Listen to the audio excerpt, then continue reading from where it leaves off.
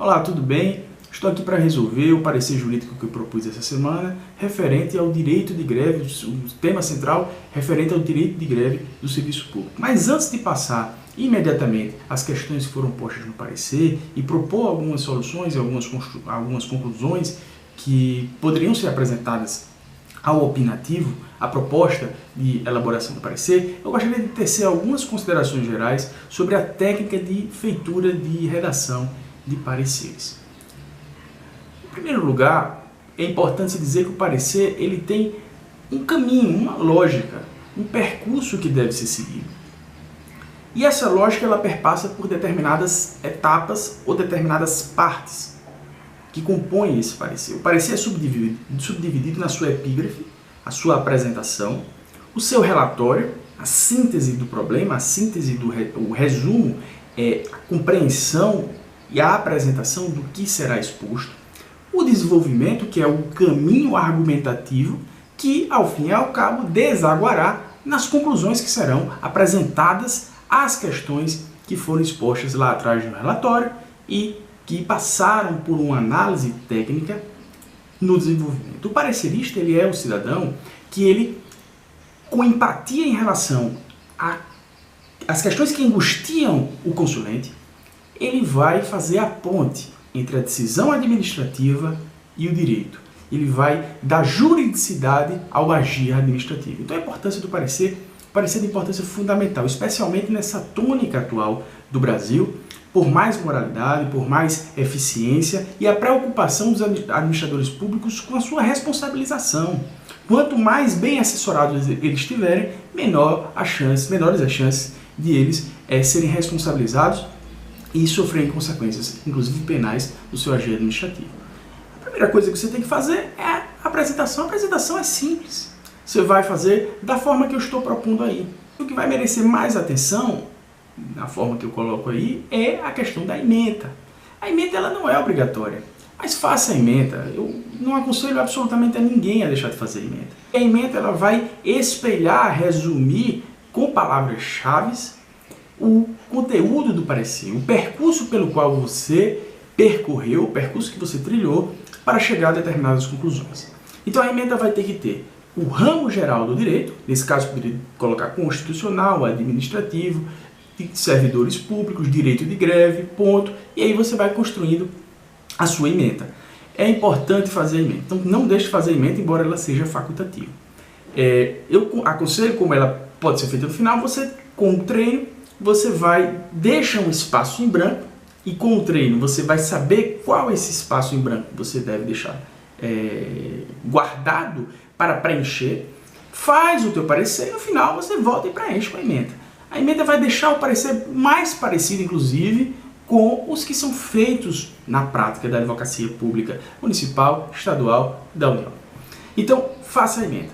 A ementa, só um detalhe, cuidado para não esquecer esse espaço em branco lá. Viu? Conheço uma pessoa que esqueceu e foi aprovado no concurso da advocacia pública municipal, mas esqueceu o espaço em branco lá, não deve ter ficado lá muito bonito o parecer, mas eu acho que o conteúdo estava bom e ela terminou sendo aprovada. Você não vai correr esse risco. Você não vai correr esse risco. Relatório.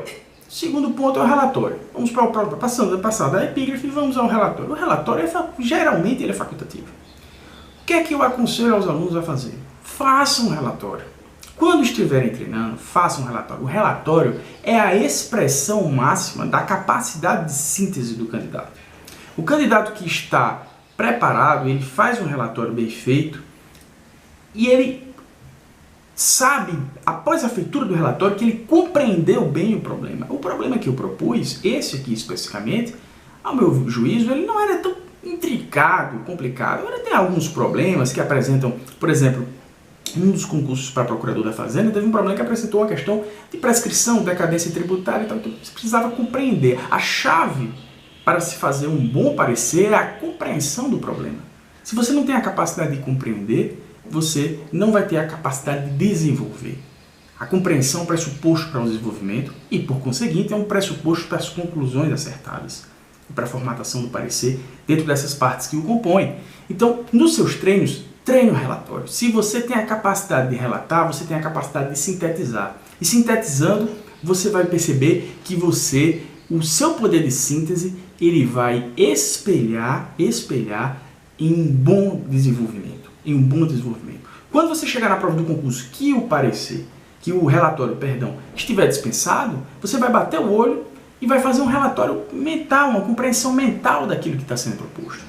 Então, mas é importante que você, nos treinos, faça um relatório antes de passar ao desenvolvimento. Essa é uma dica importante, ao meu ver.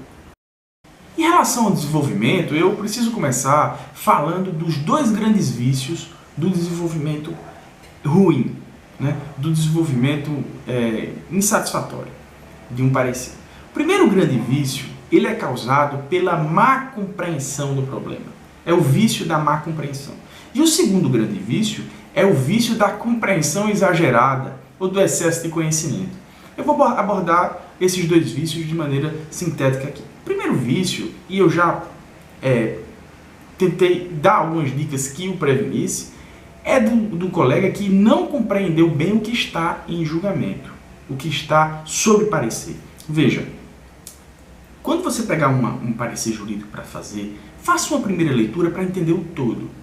Em um segundo momento, faça uma leitura, a leitura do grifo. A leitura que você vai tentar captar palavras-chave dentro do enunciado que estejam correlacionadas, e aí você tem que desenvolver essa capacidade de antever o que está correlacionado com o espelho, o que é essencial ao desenvolvimento do caso concreto.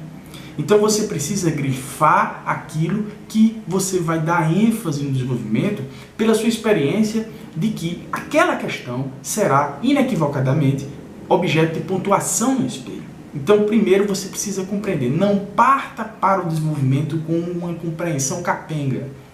E esse foi o motivo pelo qual eu fiz todas aquelas dicas em relação ao treinamento de relatório e o treinamento de compreensão. O treinamento de relatório, antes de ir para o concurso, na verdade é o treinamento da compreensão do caso concreto e o treinamento da capacidade de antever o que vai estar no espelho. O segundo grande vício do desenvolvimento, ele é o desenvolvimento de compreensão exagerada. É o cara que pega aquela prova e diz, pronto, veio para mim. Eu sei tudo sobre isso, agora eu vou detonar. E isso é muito perigoso. Porque, veja, o desenvolvimento ele é um caminho, ele é uma trilha pela qual você deve caminhar. E durante essa trilha, você pode florear esse caminho.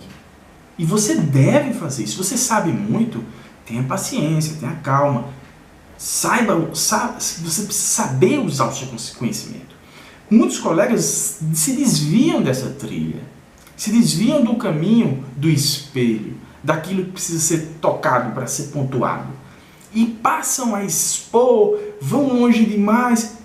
Não tem problema, o desenvolvimento ele começa abstrato, até você chegar a uma conclusão. Diferentemente, por exemplo, de uma prova oral, em que eu aconselho sempre aos meus alunos de prova oral, respondam primeiro, porque ali é um momento de tensão, ali é um momento de ansiedade. Responda primeiro para não correr o risco de deixar de acertar a questão. Não vá, se a pergunta é objetiva, não vá começando por linhas gerais. Mas isso na prova oral. Na prova subjetiva é o contrário. Na prova subjetiva você começa com questões gerais. Só que aí, para não desaguar no segundo vício, o grande vício do desenvolvimento, você não pode ir longe demais. Pessoas que sabem muito precisam treinar também.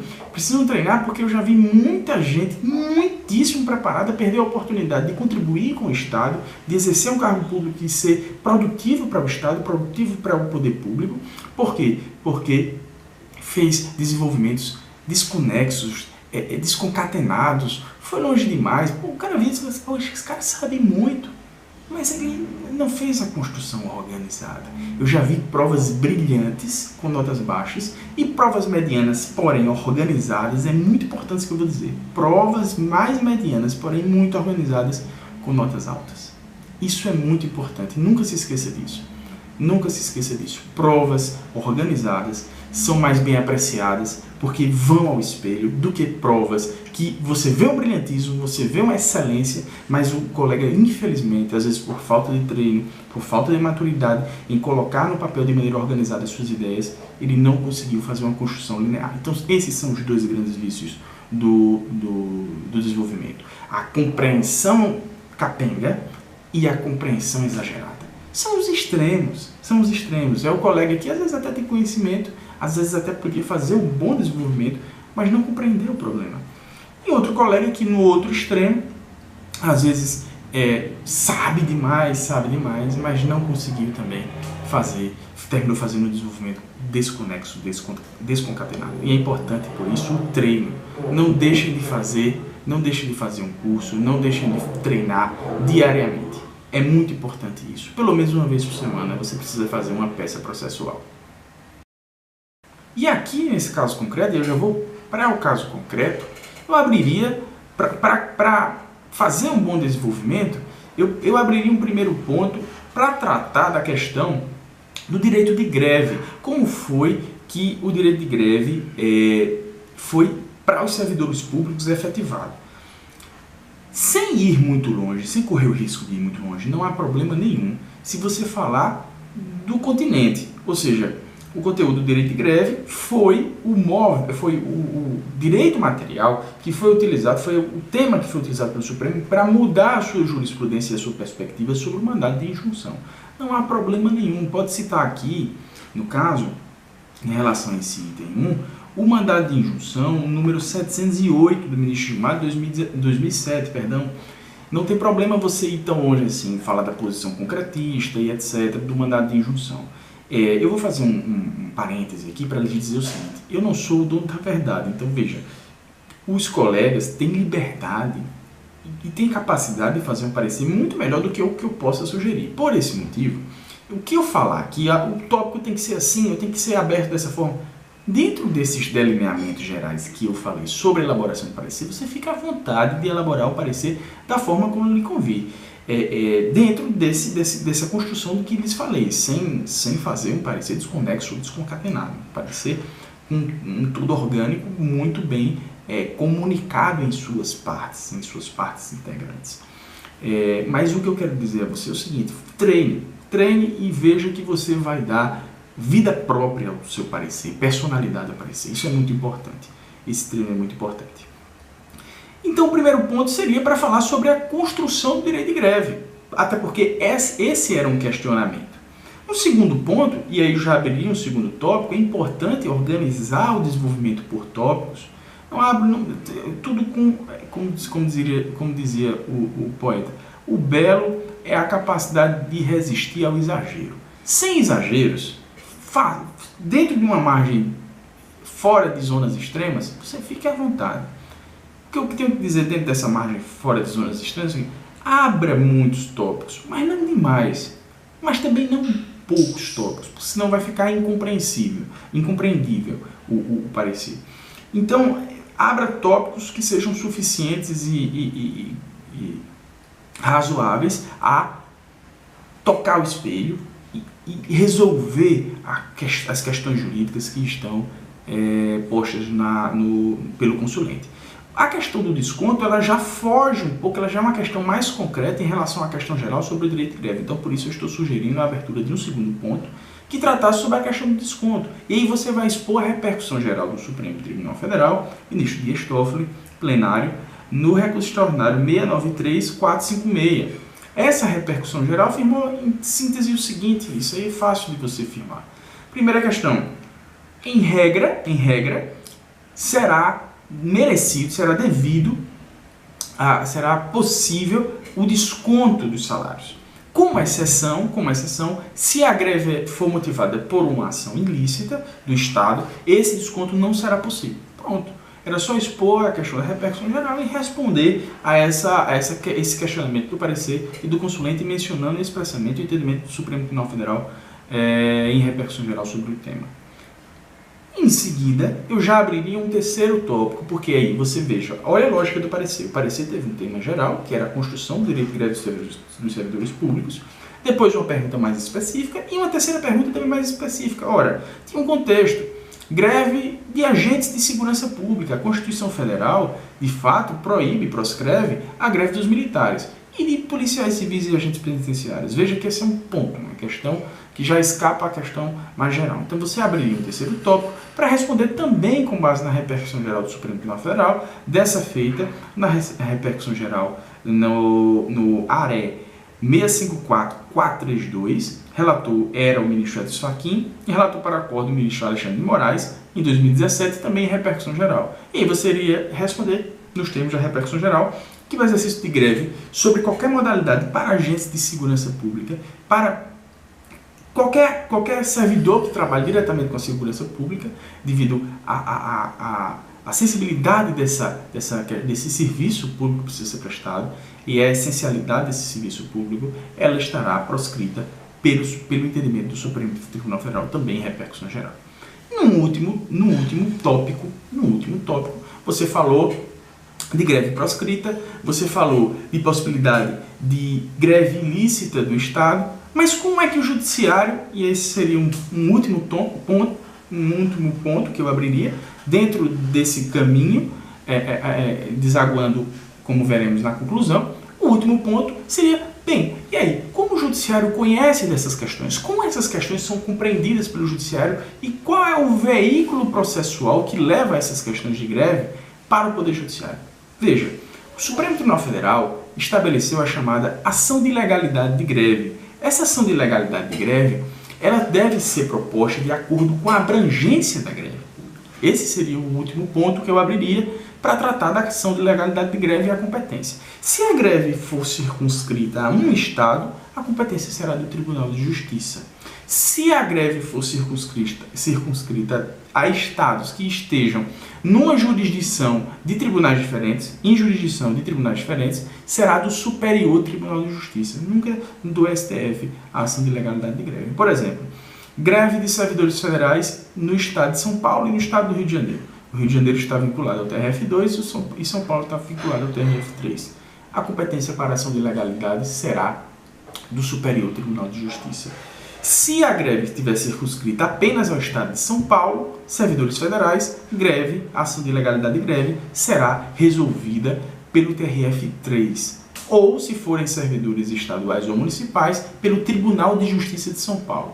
Hipoteticamente, pensando num consórcio, por exemplo, de serviços públicos, um consórcio de natureza de direito público, com servidores públicos trabalhando nesse consórcio público, e um consórcio que abrange 2 ou mais estados, servidores, portanto, estaduais, desses entes consorciados, desse consórcio público, seria o STJ também, porque se esses servidores fizessem greve, e se essa greve estivesse num âmbito de abrangência que envolvesse mais de um Estado-membro, mas fossem servidores estaduais, obviamente não seria de Tribunal Regional Federal, mas seria do STJ. Ainda que esses estados estejam submetidos, por exemplo, servidores consorciados, um consórcio público hipotético, do Estado de São Paulo com o Estado de Mato Grosso do Sul. São Paulo e Mato Grosso do Sul estão vinculados ao TRF3, só que os servidores são estaduais. E aí, como envolve 2 TJs, o TJ de São Paulo e o TJ do Mato Grosso do Sul, que em tese poderiam ser competentes para essa ação de legalidade de greve, como há uma greve que abrange a jurisdição desses 2 tribunais de justiça, a competência será do STJ. E aí a síntese é esse trecho do mandado de injunção 670, que sintetiza isso que acabei de lhes dizer. Então, esse seria o desenvolvimento, e agora eu lhes apresento a conclusão, as conclusões que eu proponho para esse parecer são estas. Esse foi o parecer que eu apresentei dessa vez. Eu espero que você tenha aproveitado, espero que você esteja treinando um parecer por semana para que você consiga a sua merecida aprovação em concurso e que você exerça o cargo de advogado público com muito afinco e com muita excelência, quando assim o fizer. Um grande abraço para você e eu estou à disposição no que eu puder ser útil e no que puder ajudar. Muito obrigado pela sua atenção.